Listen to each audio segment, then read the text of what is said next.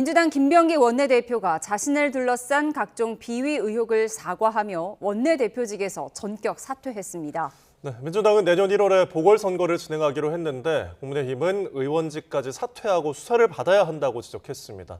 또 올해 마지막으로 열린 국회 본회의에는 쟁점 법안 없이 무난하게 마무리됐습니다. 국회 취기자 연결해 자세히 들어보겠습니다. 박희재 기자. 네, 국회입니다. 네, 민주당 상황이 숨가쁘게 돌아가고 있는데요. 김병기 원내대표 사퇴 소식과 후속 대응책 논의 내용 전해주시죠. 네, 오늘 아침 민주당 김병기 원내대표가 본인과 가족이 연루된 갑질, 특혜 의혹 속에 전격 사퇴했습니다. 지난 6월에 선출된 지 꼭 200일 만인데요.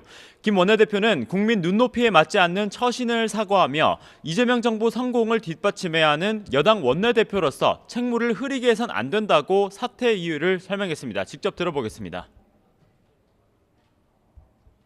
연일 계속되는 의혹 제기의 한복판에 서 있는 한 제가 민주당과 이재명 정부의 걸림돌이 될 수밖에 없을 것입니다. 네, 민주당은 오후 긴급 최고위원 회의를 열고 원내대표 보궐선거는 내년 1월 11일 최고위원 보궐선거와 함께 진행하기로 확정했습니다. 후임자는 김병기 원내대표의 자녀 임기인 내년 6월 초까지 5달 정도 원내를 지휘하게 됩니다. 그때까지는 문진석 원내수석 부대표가 직무대행을 맡기로 했습니다. 국민의힘은 원내대표직에 이어 의원직 사퇴가 국민 상식이라면서 여론에 떠밀린 뒤늦은 후퇴에 불과하다고 평가절하했습니다. 또 장동혁 대표는 직 사퇴는 정치적 책임일 뿐이라고 일축하면서 법적 책임도 강조했는데요. 전북 현장 일정 과정에서 있었던 발언 내용 들어보겠습니다. 정치적 책임에서 끝나는 것이 아니라 법적 책임까지 나아가야 될 부분들에 대해서는 그 법적 책임이 뒤따라야 된다고 생각합니다.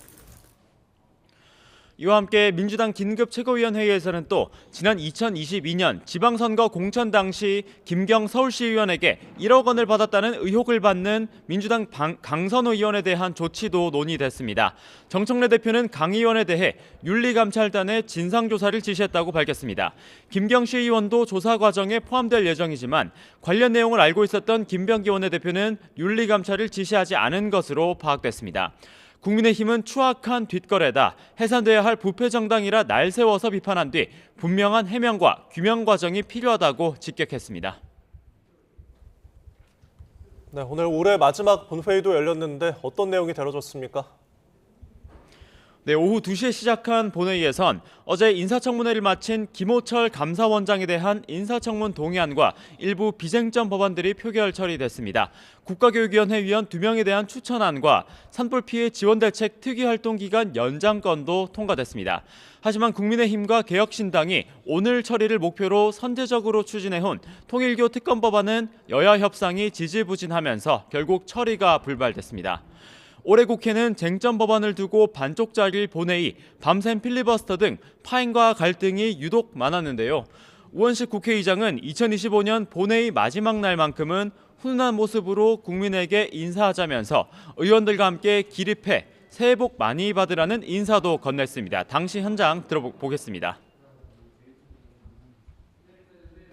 이제 하루 이틀 남았는데 연말 마무리 잘 하시고 새해에 큰 복 받으시기를 기원합니다. 새해 복 많이 받으십시오 하는 마음으로 큰 인사. 네, 수고하셨습니다. 네, 이혜은 기획예산처 장관 후보자를 놓고는 보수 야권에서 사흘째 비판이 이어지고 있죠. 네, 그렇습니다. 이혜훈 기획예산처 장관 후보자가 지난 12.3 비상계엄을 내란이라고 표현하면서 오늘 사과 입장을 표명했는데요.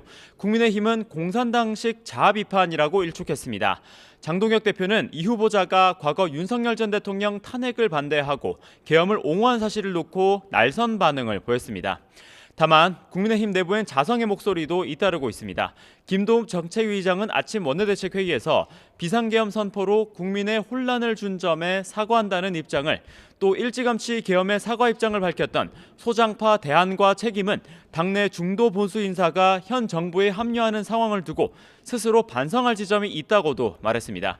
동시에 민주당에선 이 후보자와 함께 이재명 대통령의 지명 결정을 엄호하는 기류도 잇따르고 있습니다. 박수현 수석대변인은 오늘 아침 한 라디오에서 이 대통령이 당대표 시절 민주당이 중도 보수로서 오른쪽을 맡아야 한다는 말을 해왔다는 점을 부각하기도 했는데요.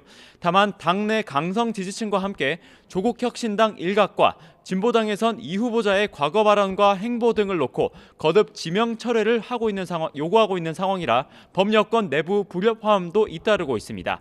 이 대통령이 국민검증 필요성을 언급한 이 후보자의 인사청문회가 그만큼 주목되는 이유입니다. 지금까지 국회에서 YTN 박희재입니다.